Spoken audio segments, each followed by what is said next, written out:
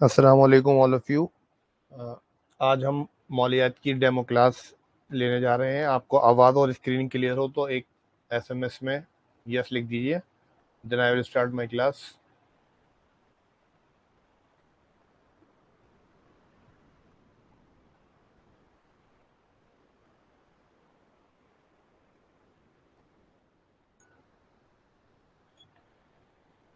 Okay.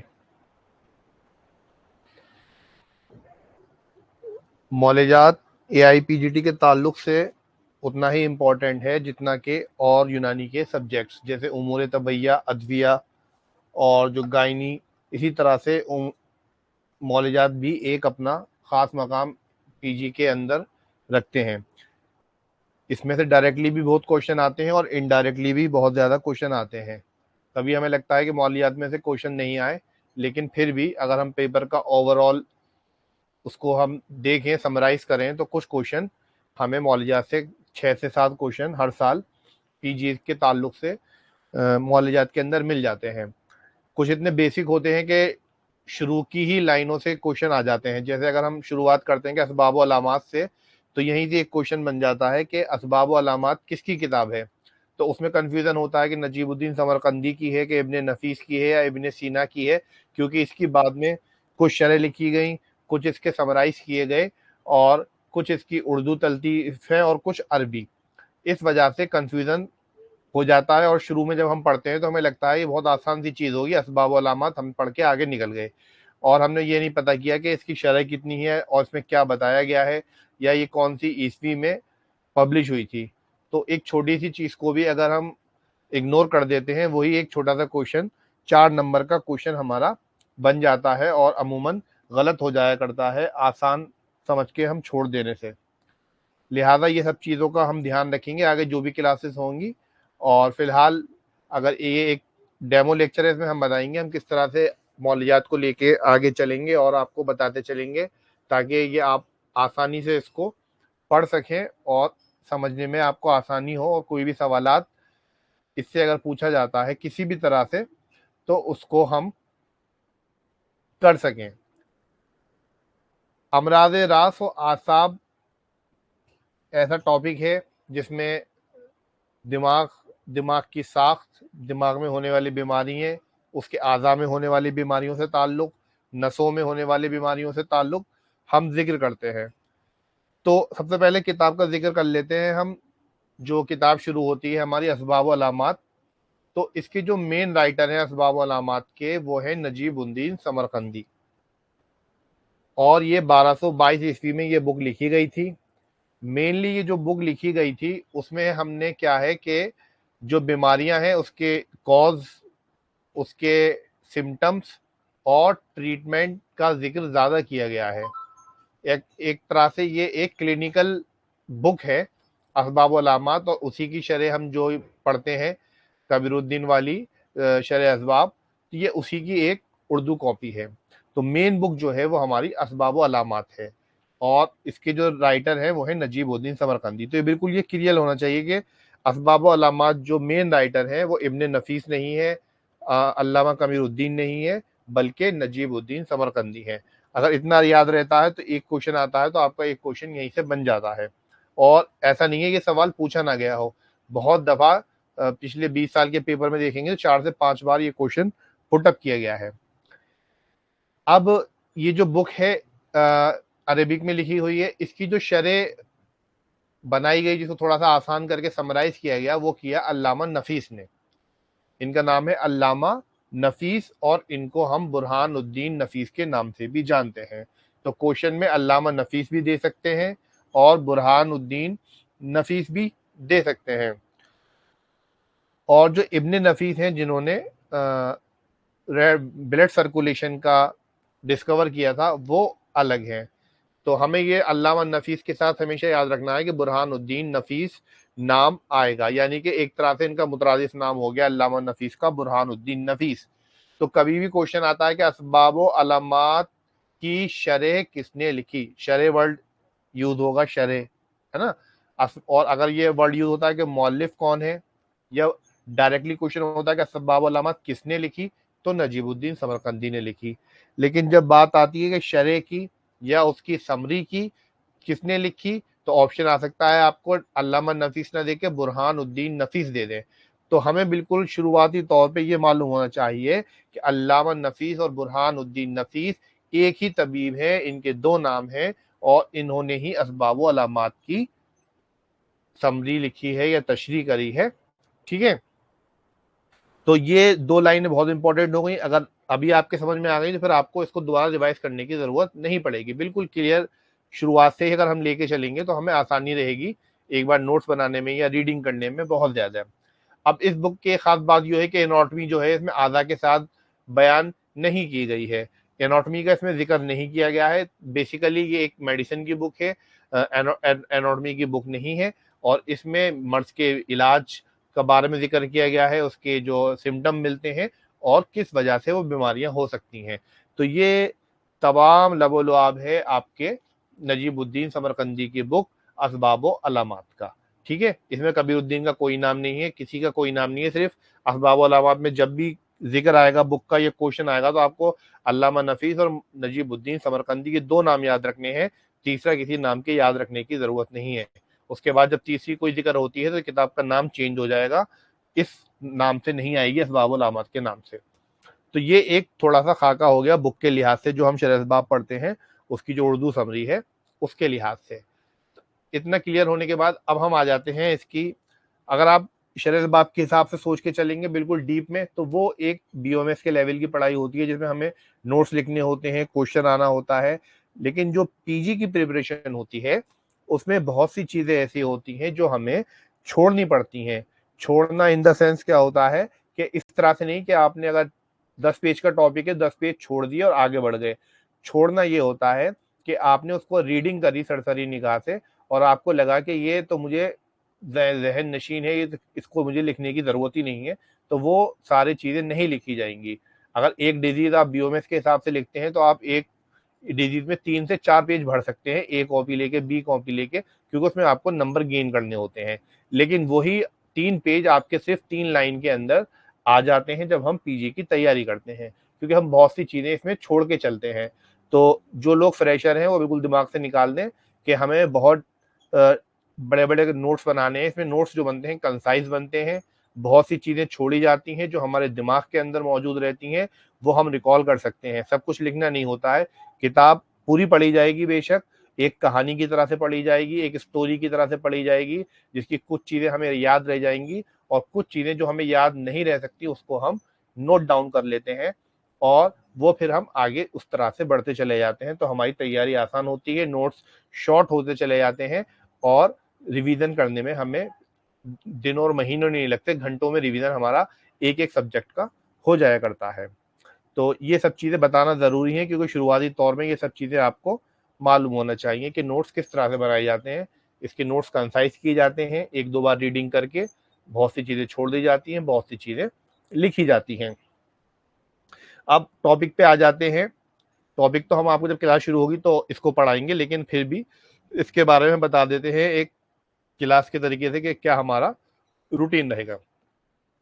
अब बात आती है अक्षीय दिमाग की, यानी कि इसको इंग्लिश में अगर हम कहें तो मेनिंजेस ऑफ द ब्रेन कह लें या लेयर्स ऑफ द आप ब्रेन कह लें। अक्षीय का मतलब मेम्ब्रेन होता है। जो लोग अभी नए हैं, जिनको नहीं पता, कुछ लोग को बिल्कुल बेसिक नहीं पता होता, कुछ को पता होता है, तो लेकिन हम सबके लिए बता दें कि अक्षीय का मतलब होता है गिशा। गिशा का एक तरह से मेम्ब्रेन, इसके इंग्लिश मायने होते हैं मेम्ब्रेन के। अगर कहीं भी आपको आवाज में या तस्वीर में कोई दिक्कत हो तो आप मुझे फौरन, कितनी देर की क्लास है भाई, ये तो हम भी नहीं बता सकते कितनी देर की क्लास है। ब्लर अगर आपका हो रहा है तो आपका नेट कनेक्शन ठीक नहीं होगा, इसको आप हाई रेजोल्यूशन में देखिए, आपका रेजोल्यूशन कम होगा। इशरत मुश्ताक साहब, अगर आपको ब्लर दिख रहा है तो इसका रेजोल्यूशन बढ़ा लीजिए, एचडी में कर लीजिए आप और अपना नेटवर्क देखिए। और क्लास का टाइमिंग आधा घंटा चले 1 घंटा चले, वो डिपेंड करता है कितनी बातें आपसे होती हैं और कितनी देर आप लोग रुकते हैं यहाँ पे। ठीक है, इसके अलावा और कोई प्रॉब्लम हो तो बताइएगा। ब्लर की दिक्कत सिर्फ उसी से होती है जो नेट की प्रॉब्लम होती है, और आप इसको हाई हाई रेजोल्यूशन में कर लीजिए। ठीक है, तो 1 मिनट, अक्षीय दिमाग की बात चल रही थी। तो मेनिंजेस की जो मेनिंजेस है इसमें 3 होती हैं हमारी। फाइनल प्रॉफ में सबने पढ़ा होगा कि मेनिंजेस कितनी होती हैं, 3 होती हैं। सबसे पहली होती है उम्मे गलीज, फिर उम्मे रकीक और फिर अरेकुनाइड मैटर।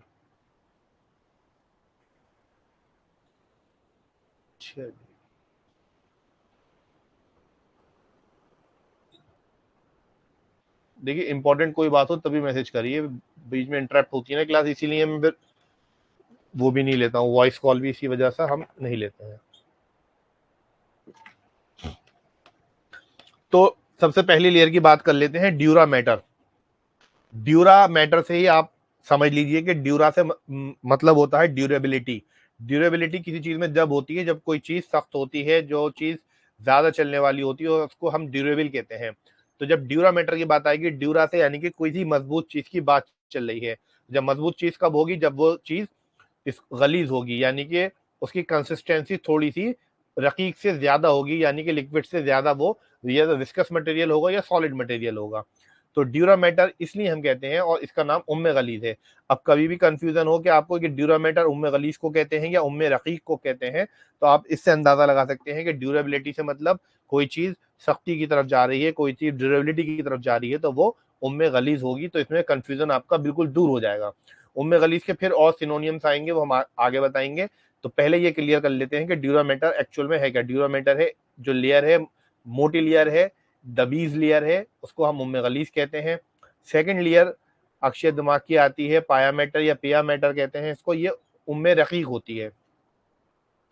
ठीक है, ये थोड़ी सी विस्कोसिटी इसकी कम होती है और थोड़ी पतली लेयर होती है।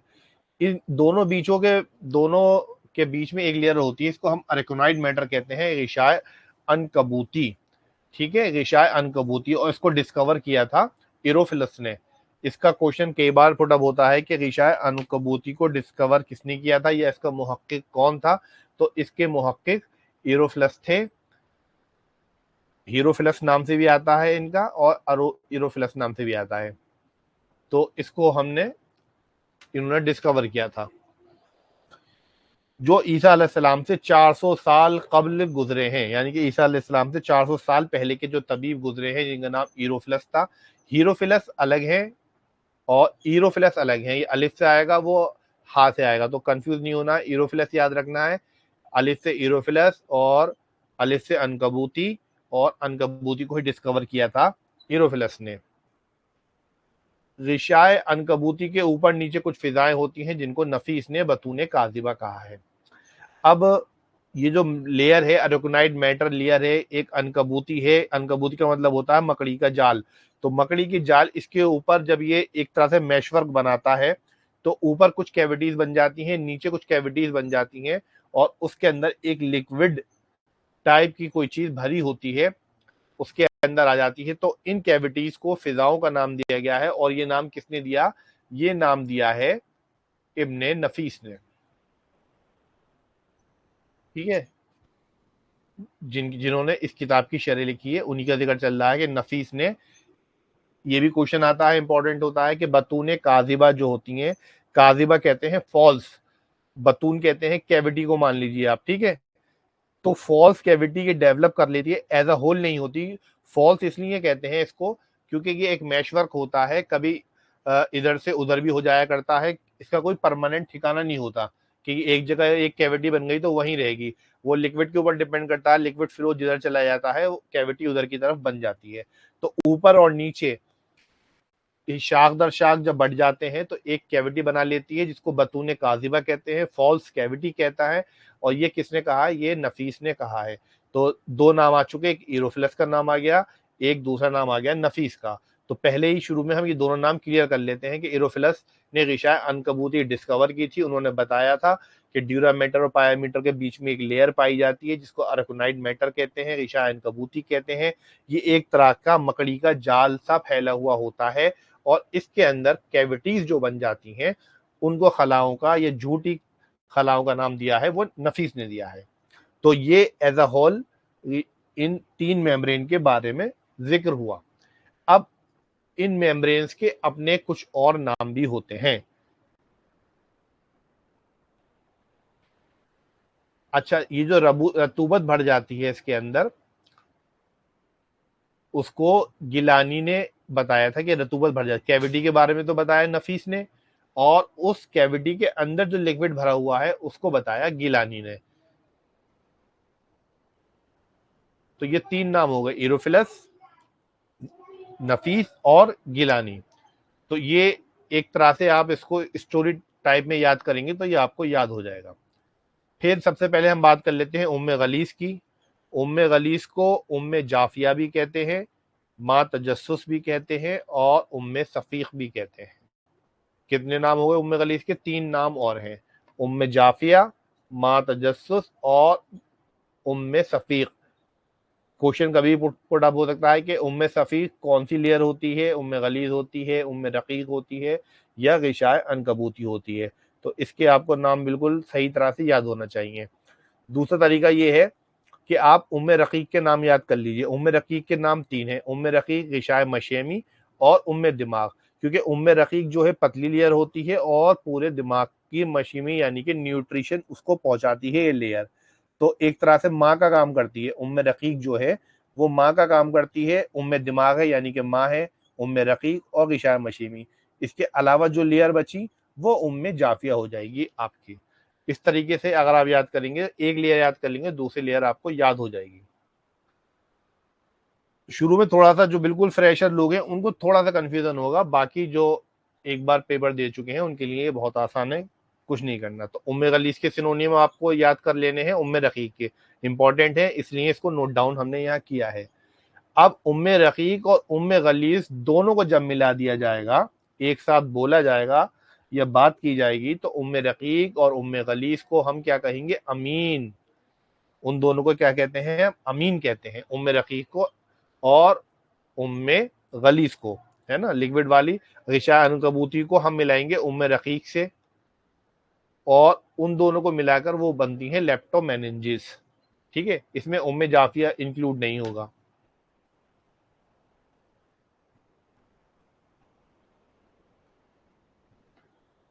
अमीन कहेंगे उम्मे रकीक और उम्मे गलीस दोनों को, बिल्कुल क्लियर याद करिए।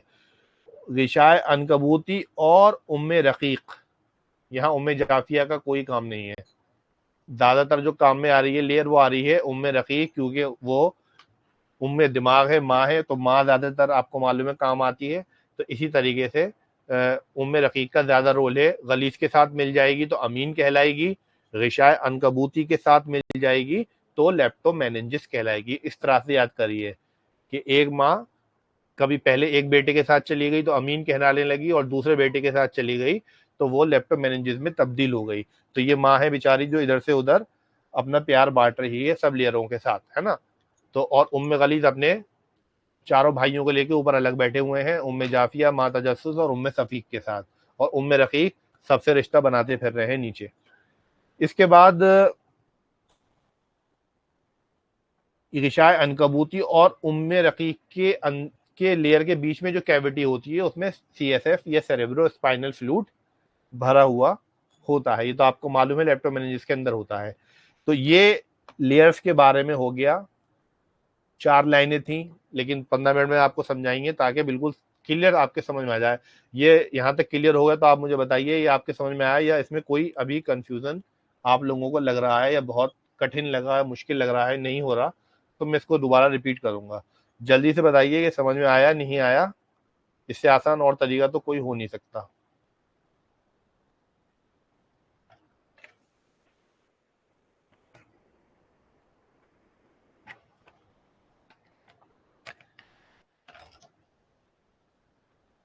यहाँ तक क्लियर हो गया? ठीक है, देखिए बिल्कुल क्लियर होना चाहिए। जहां भी कोई प्रॉब्लम हो फौरन पूछ लीजिएगा, क्योंकि जब कोर्स आगे निकल जाता है तो पीछे का छूट जाता है और फिर वो दिक्कत करता है। हाथ के हाथ याद करते जाइए, रिवीजन करते रहिए। एग्जाम टाइम में 8 महीने हैं, गालिबन अप्रैल में होने के इम्कानात हैं, हो जाता है। इसलिए आप जो भी डेमो में पढ़े, लाइव क्लास में पढ़े, जहाँ से भी आपको मटेरियल कलेक्ट कर रहे हैं, जो भी पढ़ा रहा है या पढ़ रहे हैं, तो उसको उसी टाइम पढ़िए और दूसरे दिन रिवाइज कर लीजिए। ये मत सोचिए कि डेमो क्लास थी, फिर मैं दूसरी कोचिंग की डेमो क्लास लूंगा, फिर तीसरी की क्लास लूंगा और 4 महीने बाद फिर मैं जाकर पढ़ाई शुरू करूंगा, तो वो आपका टाइम वेस्ट हो रहा है। मैं ये नहीं कहता कि आप हमारी ही क्लास ज्वाइन करें, हमारी कोचिंग ज्वाइन करें। आप जहाँ से भी आपको पढ़ाई मिलती है, जहाँ पर आपका दिल लगता है, अच्छा लगता है, आप वहां से पढ़ लें, लेकिन अपनी पढ़ाई शुरू कर दें। फ्रेशर लोग ज्यादातर खास तौर से, क्योंकि अप्रैल में मे बी पॉसिबल पेपर आप लोगों का हो जाए। ठीक है ना। अब इसके बाद आता है दिमाग का वजन। इसमें बहुत कम क्वेश्चन आता है, लेकिन क्वेश्चन पुट अप कर सकते हैं।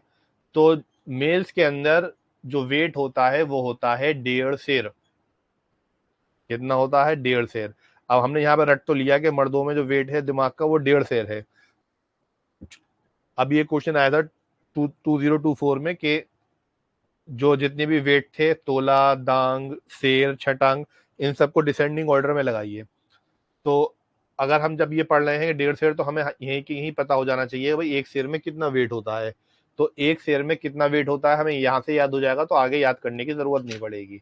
तो 1 सेर में जो वेट होता है वो 850 ग्राम वेट होता है। ठीक है।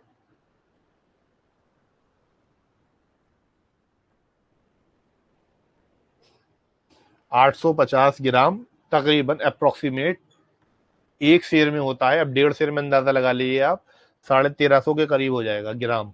तो मर्दों में जो नॉर्मल जो एडल्ट होते हैं, नॉर्मल एडल्ट के अंदर जो वेट होता है वो होता है 1.5 सेर। औरतों में होता है 1 सेर, यानी कि 850 ग्राम। 5 छटाक। अब ये छटाक नया वर्ड आया। छटाक में कितना वेट होता है? एक छटांग के अंदर तकरीबन 60 ग्राम या 5 तोले के आसपास वेट होता है। तो 850 ग्राम वो हो गया, और 5 × 60 300 ग्राम वो हो गया। तो 1100 ग्राम के आसपास जो होगा वो फीमेल्स के अंदर ब्रेन का वेट होगा। तो 1 सेर के अंदर 850 ग्राम और एक छटाक के अंदर 60 ग्राम होता है। उससे आप कैलकुलेट कर लीजिए। तो औरतों में ब्रेन का वेट होगा 1 सेर 5 छटांग। और जो बड़े सर वाले लोग होते हैं, आइंस्टीन जैसे लोग होते हैं, बहुत आईक्यू लेवल उनका हाई होता है, तो उनका जो वेट होता है दिमाग का वो होता है 2 सेर 3 छटांग। और जिनका आईक्यू लेवल बिल्कुल ना के बराबर होता है, जिनको हम पागलों में शुमार किया जाता है, उनका वेट होता है 13 छटांग, यानी कि 13 × 60 ग्राम। तो ये वेट से मुतालिक हो गया। इसमें कोई लॉजिक नहीं है, ये आपको रटना है। याद है तो अच्छी बात है, वरना रटने के अलावा कोई चारा नहीं है। इसको आप याद करिए 4-5 बार, आपको याद हो जाएगा। ये क्वेश्चन आ सकता है कि मर्दों में वेट कितना होता है। एक बार शायद ये क्वेश्चन आया है, जहां तक मुझे अंदाजा है। उसके बाद एज यूजल जो आपके बीमारियां शुरू हो जाती हैं, सुदा की, जिसको हम सुदा कहते हैं, फिर सरसाम आएगा, फिर उसके बाद मानिया की बातें आएंगी। तो इसकी जो पहली शुरुआत होती है सुदा से। फाइनल ईयर के हिसाब से अगर आप सोचेंगे तो सर में दर्द होने लगता है कि इतना लंबा लंबा हमने सुदा पढ़ा। लेकिन यहाँ हमें बहुत शॉर्टकट करके पढ़ना है, इंपॉर्टेंट चीजें पढ़नी है, और जो गैर इंपॉर्टेंट चीजें हैं उनको एक बार कहानी की तरह पढ़ के दिमाग में जहन नशीन कर लेना है और आगे बढ़ जाना है। अब सुधा की जब बात आती है तो सबसे पहले एक क्वेश्चन यही बन जाता है कि सुधा की डेफिनेशन क्या है। सुधा की डेफिनेशन हमें पता नहीं, पूरा सुधा पढ़ लिया और क्वेश्चन आ गया कि सुधा किसको कहते हैं। आपने सुधा की सारी किस्में पढ़ रखी हैं, सारी उसके वो पढ़ रखे हैं, सारे कॉल पढ़ लिए, पूरा फरानितुस खालिस और फरानितुस तक और लीसरगुस तक सब पढ़ लिया, लेकिन क्वेश्चन आ गया कि डेफिनेशन पे। क्वेश्चन कैसे आया कि सुधा किसको कहते हैं। ऑप्शन दे दिए उसने कि सर के बैरूनी आज़ा में होने वाले दर्द को, सर की गिशा में होने वाले दर्द को, सर के सर के पीछे के हिस्से में होने वाले दर्द को, या रिबात में होने वाले दर्द को, या शहम में होने वाले दर्द को। तो मेन चीज हम क्या याद रखनी है कि सर के जो आज़ा होते हैं उसमें जो दर्द पैदा होता है उसको हम सुदा कहते हैं। आज़ा जो है, आज़ा is the main thing here. ये है इसकी रीढ़ की हड्डी। एक अल्फाज है, एक अल्फाज पे 4 नंबर आपके क्वेश्चन के जा सकते थे अगर आपको ये नहीं पता होता कि सर के आधा के दर्द को ही हम सुदा कहते हैं। अब उसमें वो रिबात डाल देते, शहम डाल देते, लहम डाल देते, और भी कुछ भी डाल सकते थे ऑप्शन। तो मेन चीज ये क्लियर होनी चाहिए कि जो सर के आधा होते हैं उसके अंदर जो दर्द होता है उसको हम सुदा कहते हैं। और ये डेफिनेशन देने वाले कौन साहब हैं?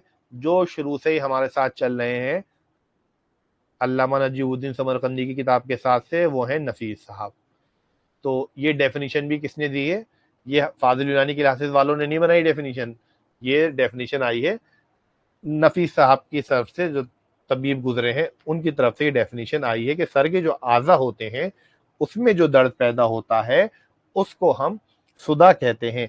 अब सुदा कितने तरीके का हो सकता है और कितनी टाइप्स उसकी होंगी, फर्दर सब डिवीजन कितने होंगे, वो आगे बात आती है। अब सबसे पहले जो हल्का सा सुदा होता है, सबसे पहले होता है सुदाए हार सादा, या हार का मतलब गरम, सादा का मतलब सादा जिसके अंदर किसी खिल्द का इज्तिमा ना हो, जिसमें कोई मादा साथ में ना आया हो, तो सुदाए हार सादा। अब ये कितनी तरीके का हो सकता है? ये भी दो तरीके का हो सकता है। किस तरीके से?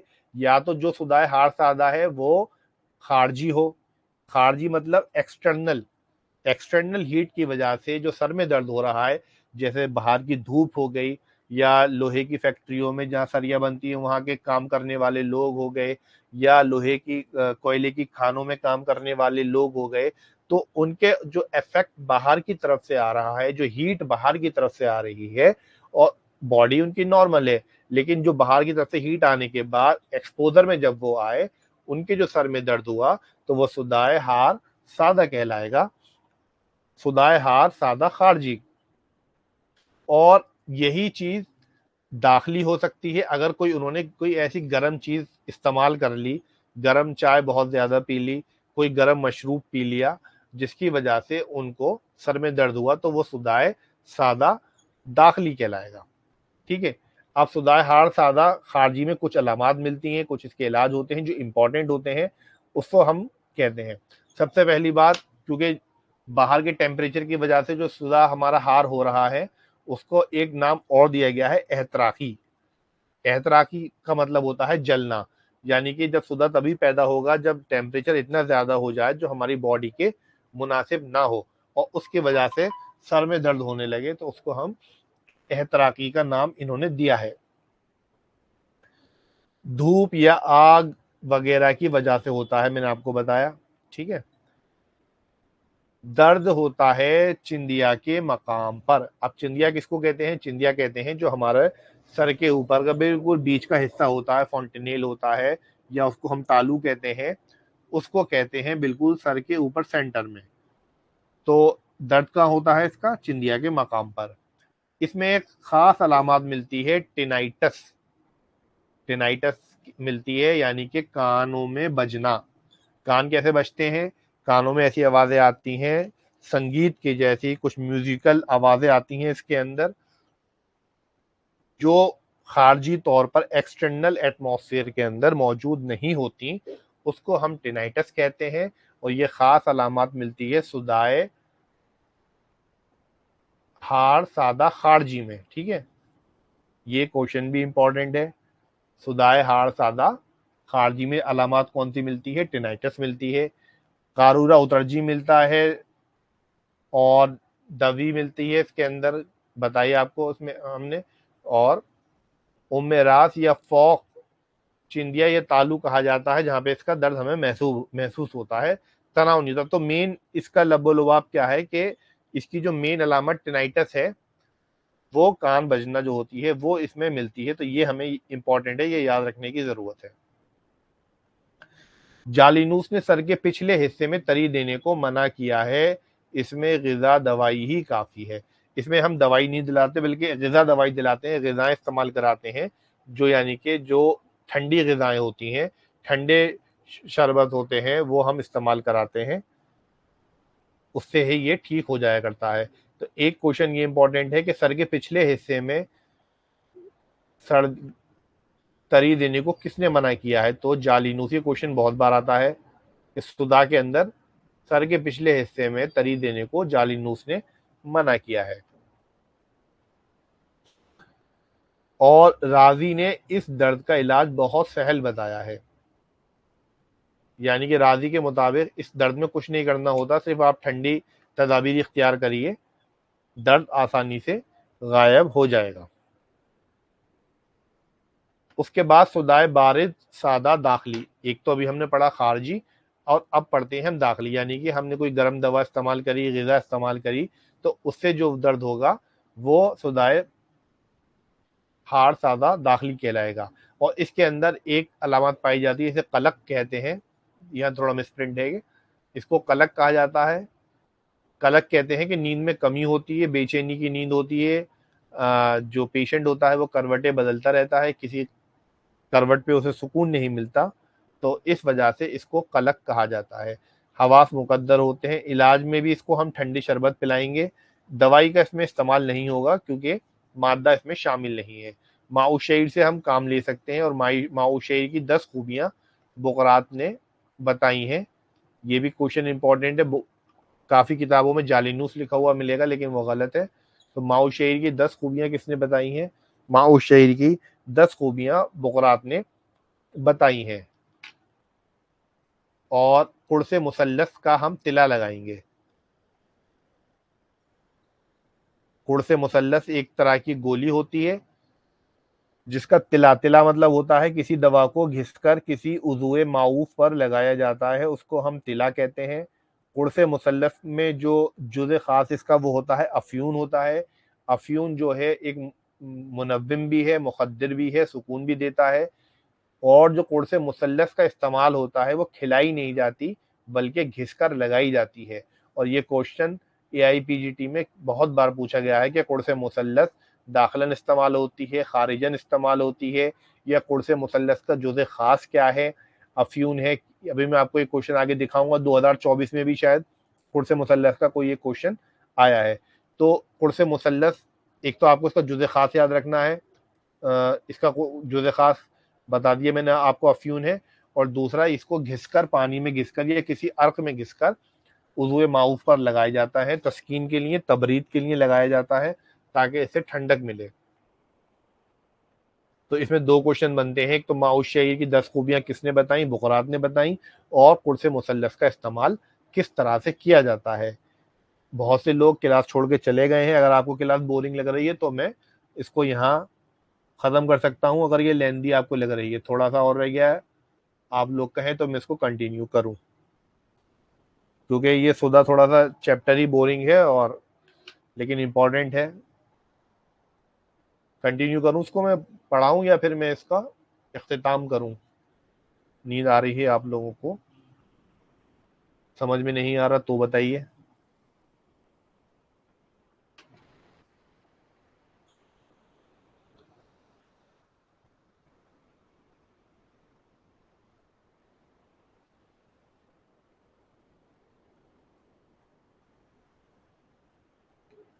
ठीक है, ओके। नहीं, शुरू में 35 लोग थे, अब 22 रह गए ना। अब एक सुधा खत्म हो गया, लेकिन अब जो आपने ये पढ़ लिया इसको एक बार जब आप रिवाइज करेंगे तो आपको ये और अच्छी तरीके से रिवाइज हो जाएगा। कुछ चीज़ें मुझसे भी छूटी होंगी, ऐसी बात नहीं है, और कुछ चीज़ें आप इसमें बाद में भी ऐड कर सकते हैं। अब सुदाय हार सादा तो हो गया, सुदाय हार सादा के बाद फिर सुदाय बारिश सादा। ये दोनों इतने इंपॉर्टेंट है, इसमें से एक आध क्वेश्चन हर साल आने की उम्मीद रहती है, क्योंकि एग्जामिनर सोचता है कि ये शुरुआती है, बच्चों ने छोड़ दिया होगा, लाओ एक क्वेश्चन इसमें से बना के हम डाल दें।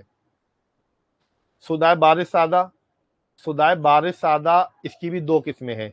जैसे हमारी सुदाय हार सादा की थी, बारिश मतलब ठंडा, सादा मतलब सुदाय बारिश सादा, यानी कि इसमें भी मादे का वो नहीं, इन्वॉल्वमेंट नहीं है।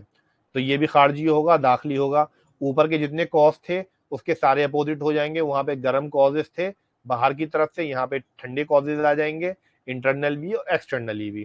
तो सुदाय बारिश सादा खारजी में देख लेते हैं। और सुदाय बारिश सादा जो खारजी होता है, बाहर की ठंडक की वजह से जो सर में दर्द होता है, फ्रॉस्ट बाइट की वजह से हो, सर्दी में जाने की वजह से हो, या लो टेम्परेचर की वजह से हो, तो उसको हम क्या कहते हैं? खबता कहते हैं। खबता कई बार क्वेश्चन में पूछा जाता है, खबता किसे कहते हैं? टेनाइटस कौन से सुदा में मिलती है? माउस शहीर की 10 खूबियां किसने बयान की? कुर्से मुसल्लस का इस्तेमाल किस तरह किया जाता है?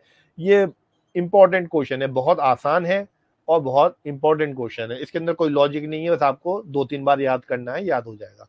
खबता कहते हैं, इसका अरबी नाम है, खबता रखा गया है बारिश सादा खारजी को। कंफ्यूजन करने के लिए आपको 4 ऑप्शन दिए जाएंगे, हार सादा खारजी, हार सादा दाखिली, बारिश सादा दाखिली, बारिश सादा खारजी।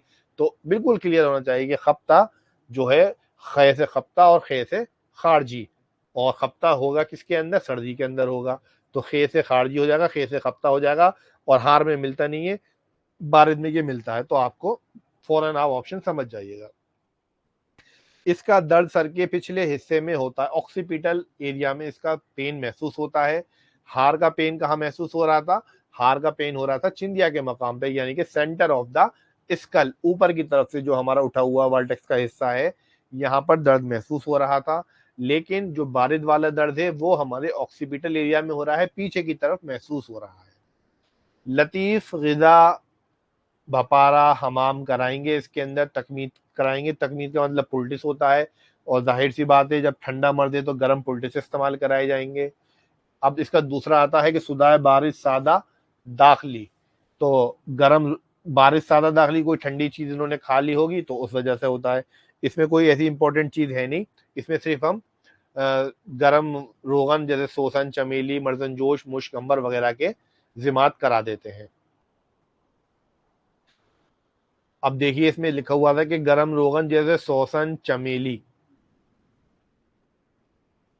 चमेली के नाम से ऐसा लगता है जैसे कि ये कोई ऐसी चीज होगी जो गर्मी में इस्तेमाल होती होगी और हमें ठंडक महसूस कराती होगी, लेकिन यहाँ पे आप देखिए गरम रोगन है ये चमेली जो है, गरम रोगन है। क्वेश्चन ये आ सकता है कि रोगन चमेली कौन से सुदा में इस्तेमाल होगा। आपने पढ़ा नहीं होगा तो चमेली से आप अंदाजा लगाएंगे, भाई चमेली नाम ऐसा लग रहा है कोई ठंडी चीज होगी, कोई फूल है तो इसका मिजाज सर्द तर होगा, तो ये ठंडा होगा। नहीं, इसका मिजाज गर्म तर है, और ये सुदाय बारिद के अंदर इस्तेमाल होता है। मुश्किल तो आप समझ जाएंगे गर्म है, चलिए तेज खुशबू है तो गर्म होगी, मर्जन जोश है तो गर्म होगा। चमेली में ये क्वेश्चन आ चुका है, मुझे इसलिए याद आ गया, मैंने कहा बता दूं आपको। तो ये चमेली जो है ये गर्म तर मिजाज की हामिल होती है, और इसलिए इसको हम गर्म रोगन में रखते हैं, और इसका इस्तेमाल बारिद सुदा के अंदर कराया जाता है। इसके बाद ये सुदा आपका तो जो बगैर मादे का था वो तो क्लियर हो गया, ठीक है। इसके बाद एक सुदा और होता है, ये आपको हल्का सा बता देता हूं मैं, कि एक दर्द खूनी इसको कहते हैं। अच्छा, इनके जो नाम है इंग्लिश नेम वो भी याद होना चाहिए। कभी कभी आपको मान लो सेंग्यूनी हेडेक दे दिया, सेंग्यूनी हेडेक, अब पूछ लिया ये कौन सा है, तो अब आप सुदाय दमवी है, सुदाय सफरावी है। सेंग्यून से अब हमें ऐसा लग रहा है कि ये सुदा सफरावी हो सकता है, क्योंकि कुछ लोग रदीफ और काफिया मिलाते हैं ना, तो सेंग्यून से सफरा मिल गया। तो ये भी एक एक बार इस पे नजर डालिएगा कि इसके इंग्लिश नाम जो होते हैं वो भी इंपॉर्टेंट होते हैं। तो सेंग्यूनी हेडेक जो है वो सुदाय दमवी होगा, और दर्द खूनी कहा जाएगा। हाइपरटेंसिव हेडेक भी कह सकते हैं, ब्लड टॉक्सिसिटी की वजह से भी हो सकता है ये। और इसके कॉजेज जो है वो हाइपरटेंशन भी हो सकते हैं, ब्लड टॉक्सिसिटी हो सकती है, इम्तलाए दम हो सकता है, हाइपरटेंशन के ही जुमरे में आएगा। बोझ होगा, भारीपन होगा।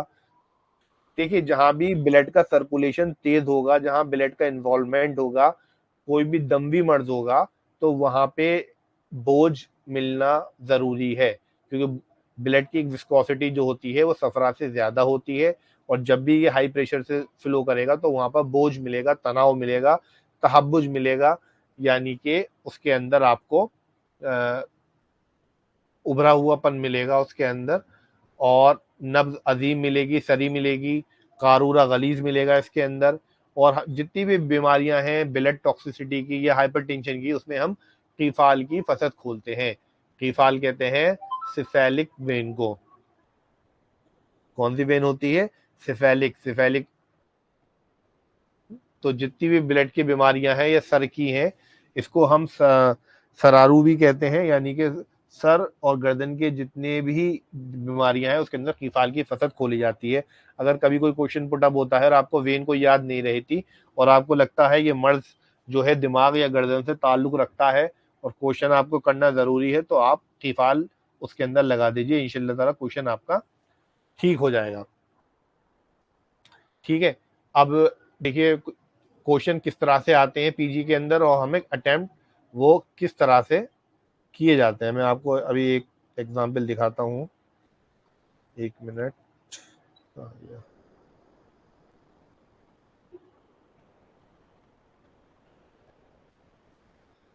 शायद ओपन नहीं है, वेट।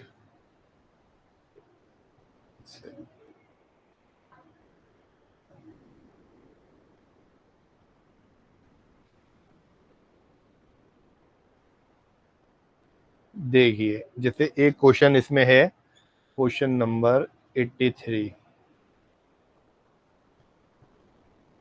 ये इसी साल का पेपर है, 2024 का।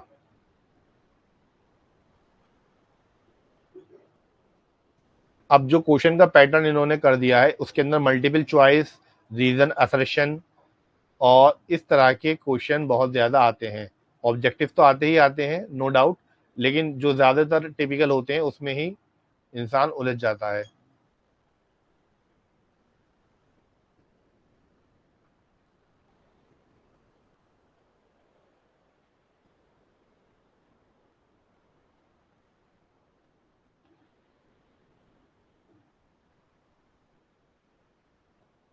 अब एक क्वेश्चन ये है कि मैच द फॉलोइंग, इसके अंदर इन्होंने गिज़ा दे रखी है, गालिबन के उमूर तबैया का क्वेश्चन है, मौलिया से इसका ताल्लुक नहीं है, लेकिन बता दें आपको क्योंकि आपको सारे सब्जेक्ट पढ़ने हैं।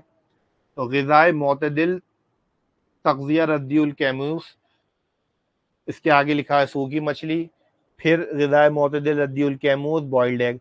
अब जब भी इस तरह के क्वेश्चन पुटअप होते हैं तो अगर सबसे पहले हमको ये देखना है कि जो या तो शुरू के चारों के अंदर, जैसे पहले आप ये मत देखिए क्वेश्चन क्या है, या ये जो शुरू के चार हैं इसमें सबसे पक्का हमें क्या याद है, या ये शुरू के ये 4 पॉइंट है इसमें हमें सबसे ज्यादा किस चीज पे कमांड है।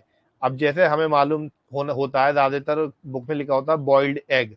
बॉइल्ड एग हमें हमेशा पता होता है कि ये गिज़ाए मोतदिल होती है और ये कसीफ होती है ना, लतीफ नहीं होती, ये कसीफ होती है और जय्यदुल कैमूस होती है, अच्छी प्रोटीन देती है, अच्छी एनर्जी देती है। जब आप ग़िज़ा के बारे में पढ़ेंगे इसके बारे में तो ये होगा। तो ये कसीफ तो होती है, खाने के बाद अगर आप इसको ज़्यादा खा लें पेट खराब कर सकती है, लेकिन इससे जो खून बनता है, जो प्रोटीन होती है, जो न्यूट्रिशन हमें मिलता है वो अच्छा मिलता है। तो हमें बिल्कुल कंफर्म होता है कि जो बॉइल्ड एग है वो ग़िज़ाए कसीफ और जय्यदुल कैमूस होगी। अब हमें बॉइल्ड एग हमने यहाँ देख लिया, हमने पहला ऑप्शन नहीं देखा, दूसरा तीसरा चौथा कोई नहीं देखा, हमने देखा बॉइल्ड एग, हमें मालूम था बॉइल्ड एग क्या होता है, हमने बाकी सारे ऑप्शन नहीं देखे। तो अब हमने इसमें तलाश करना शुरू करा कि भाई ग़िज़ाए कसीफ और तग़ज़िया भी ज़्यादा दे और जय्यदुल कैमूस भी हो। तो हमें लास्ट ऑप्शन पे जाके ये मिलता है। अब हम यहाँ पर श्योर हैं बिल्कुल कि जो बॉइल्ड एग है उसका आंसर डी होना है। अभी हमने बाकी के 3 किसी को टच नहीं किया है, हमें नहीं मालूम बाकी 3 में क्या लिखा है। अब हमें सबसे पहले नीचे ऑप्शन में आके ये देखना है कि डी का 2 आंसर है या नहीं। तो डी के हम रो के अंदर जाते हैं, ये डी डी सब दिए हुए हैं। डी में आने के बाद हमने पहला देखा 4, हमें कंफर्म था कि इसका आंसर डी का 2 ही होना है, तो 4 मिला हमें, ये नहीं हो सकता। उसके बाद सेकंड ऑप्शन में हमें डी का 2 मिल जाता है, ठीक है, डी का 2 मिल जाता है, उसके बाद फिर डी का 4 है, उसके बाद फिर डी का 4 है। अब चूंकि डी के सिर्फ एक ही ऑप्शन के अंदर डी का 2 है, तो अब हमें बाकी कुछ देखने की जरूरत नहीं है, बाकी सारे ऑप्शन अपने आप सही हो गए। हो गए ही नहीं हो गए, क्योंकि जब डी का 2 सही है तो इसके शुरू के जितने सीक्वेंस होंगे वो अपने आप सही हो जाएंगे, लगाना ही नहीं है, आंखें बंद कर देना है और डी का 2 लगा के आगे बढ़ जाना है। लेकिन अगर सिचुएशन ऐसी होती कि डी का आंसर होता 4 और हम कंफर्म होते कि ठीक है भाई डी का आंसर 4 है, लेकिन फिर हमें ये देखना पड़ता कि 4 यहां भी मिल रहा है, 4 यहां भी मिल रहा है, तो फिर हमें दूसरा तलाश करना पड़ता कि भाई अब हम और देखें कि हमें और कमांड किस पे है, हमें फिर सूखी मछली पे कमांड है या हमें गोभी पे है, तो हमें वो मैच करना पड़ेगा, फिर हमें बाकी ये सब चीजें देखनी पड़ेंगी।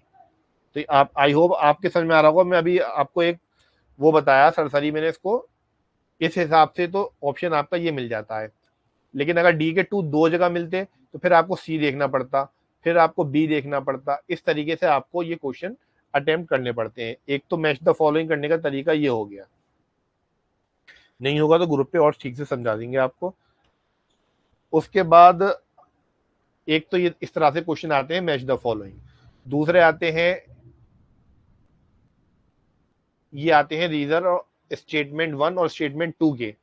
तो इसके अंदर हमें नीचे के ऑप्शन नहीं देखने होते, पहले सबसे पहले हमें स्टेटमेंट 1 पढ़ना होता है, उसके बाद ध्यान से फिर स्टेटमेंट 2 पढ़ना होता है। अब स्टेटमेंट 1 हम पढ़ लेते हैं कि Ibn Hubal written what that joint of greater toe of the foot is called ankarus, this is the origin of the new word नुकरस। जब हमने मौलियात में नुकरस पढ़ा था तो उसका जो मुतरादिफ नाम थे वो थे अनकरूस थे, और हमें ये भी मालूम है कि इब्ने हुबल ने इसका नाम दिया था, डेफिनेशन में बिल्कुल दिया हुआ है साफ साफ।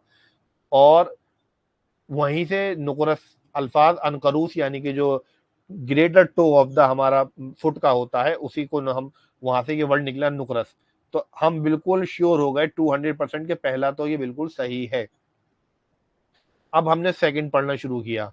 शेख हैज रिटन दैट नुकरस start from finger specially from the toe but sometimes start from the heel and then spreads even vice वर्सा।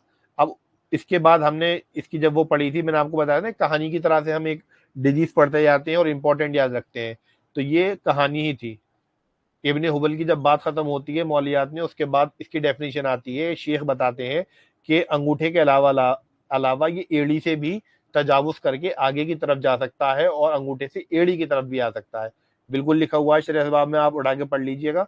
तो ये स्टेटमेंट भी सही हो गया। अब हम बिल्कुल कंफर्म है कि ये भी सही है ये भी सही है, फर्स्ट एंड सेकंड राइट। अब हमें यहाँ देखना है फर्स्ट सही कहाँ है और सेकंड सही कहाँ है।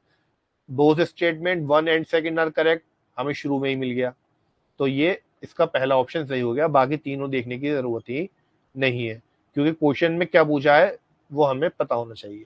इसी तरीके से तीसरा क्वेश्चन हम कर लेते हैं लास्ट, जल्दी से एक और बता देते हैं हम आपको। बीच में मैसेज कौन करता है, ठीक है लास्ट एक क्वेश्चन और ले लेता हूं मैं।